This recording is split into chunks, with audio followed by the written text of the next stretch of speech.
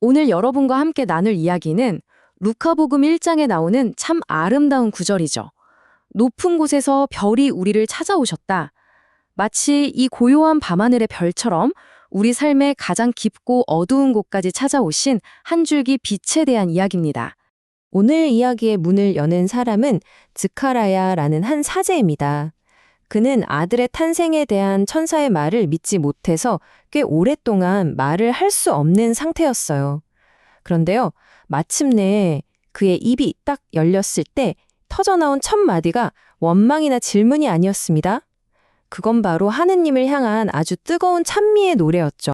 스가랴의 이 노래는요, 그냥 아들이 태어나서 기쁘다 하는 개인적인 감정을 넘어서는 훨씬 더 큰 의미를 담고 있습니다.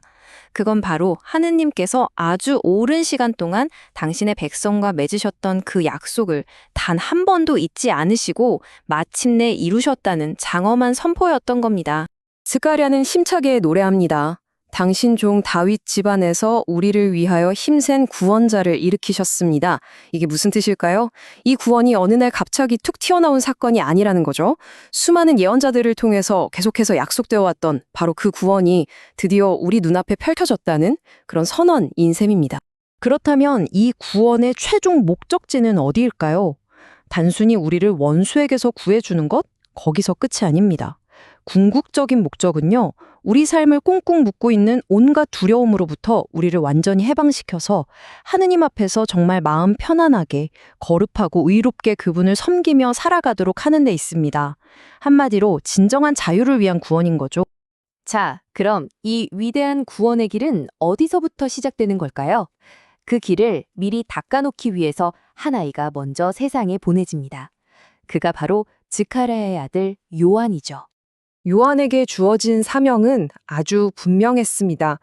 사람들에게 구원이 대체 어디서부터 시작하는 건지를 똑똑히 알려주는 역할이었어요. 그러니까 그 핵심은 뭐냐? 바로 죄의 용서입니다. 진짜 구원은 우리가 하느님께 용서받았다는 사실을 깨닫는 바로 그 순간부터 출발한다는 거죠. 우리가 살면서 죄를 지으면 마음이 참 무겁고 불편하잖아요. 그쵸? 괜히 하느님과 멀어진 것 같고 고개도 들 수 없을 것 같고요. 하지만 용서는요, 바로 그 무거운 짐을 내려놓게 하고 우리가 넘어진 바로 그 자리에서 다시 일어설 수 있도록 꽉 붙들어 주시는 하느님의 따뜻한 손길과도 같습니다. 이제 스가랴의 노래는 가장 아름다운 부분, 그 절정으로 치닫습니다. 인간이 겪는 그 깊은 절망의 어둠 속으로 찾아오는 한 줄기 빛, 바로 저 높은 곳에서 떠오르는 별에 대한 이야기입니다. 한번 잠시 생각해 볼까요? 정말 칠흑 같은 어둠 속에서 마치 죽음의 그림자 아래 주저앉아 있는 것 같은 그런 절망적인 상황에서 사람들은 과연 무엇을 가장 간절하게 기다리게 될까요? 아마도 아주 작은 희망의 빛 한 줄기일 겁니다. 바로 이 구절이 스가랴 노래의 심장이라고 할 수 있습니다. 우리 하느님의 그 크신 자비가 마치 저 높은 하늘에서 떠오르는 별처럼 우리를 찾아오셨다는 거예요.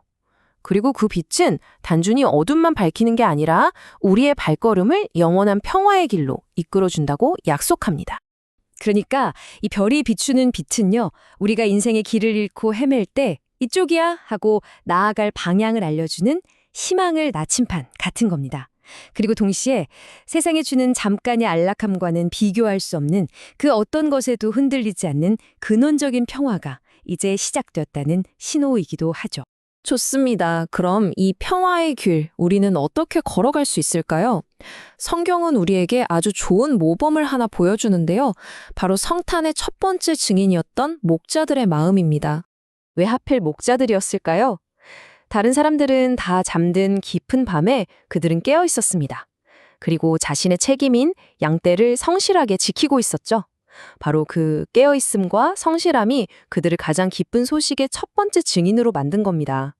우리 삶도 마찬가지 아닐까요? 영적으로 깨어있을 때 비로소 주님을 만날 수 있습니다. 여기서 우리는 아주 중요한 선택의 갈림길에 서게 됩니다. 우리는 이리처럼 서로에게 상처를 주면서 누군가를 밟고 이겨야만 내가 살 수 있다고 믿는 세상의 방식을 따를 수도 있습니다. 하지만 목자의 길은 정반대죠. 목자는 양들을 살려야 자기도 사는 사람입니다. 우리는 과연 어떤 삶을 선택해야 할까요? 목자의 마음으로 사는 길, 그리 멀리 있지 않습니다. 첫째, 일상의 분주함 속에서도 영적으로 깨어 있으려고 노력하는 겁니다. 둘째, 내 주변에 지치고 힘든 이웃에게 따뜻한 위로의 말 한마디를 건네는 겁니다. 그리고 셋째, 갈등과 분열이 있는 곳에서 평화를 만들어가는 사람으로 살아가는 것. 바로 이것이 목자의 길입니다.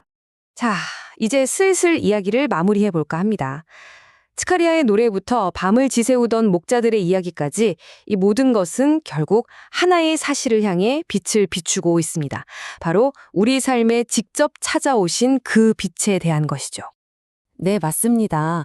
그 높은 곳에서 우리를 찾아오신 별, 그 자비의 빛은 바로 예수 그리스도이십니다. 하느님께서는 인류의 기나긴 역사 속에서 수없이 속삭여 오셨던 그 모든 사랑을 가장 연약하고 낮은 아기의 모습 안에 온전히 담아서 우리에게 선물로 보내주신 겁니다. 그런데 정말 중요한 건 이제 그 빛이 바로 우리를 통해서 세상으로 나아가야 한다는 사실입니다. 오늘 하루 이 질문을 마음에 품고 살아보는 건 어떨까요? 오늘 당신은 곁에 있는 누군가의 어둠을 비추는 작은 빛이 되어주시겠습니까?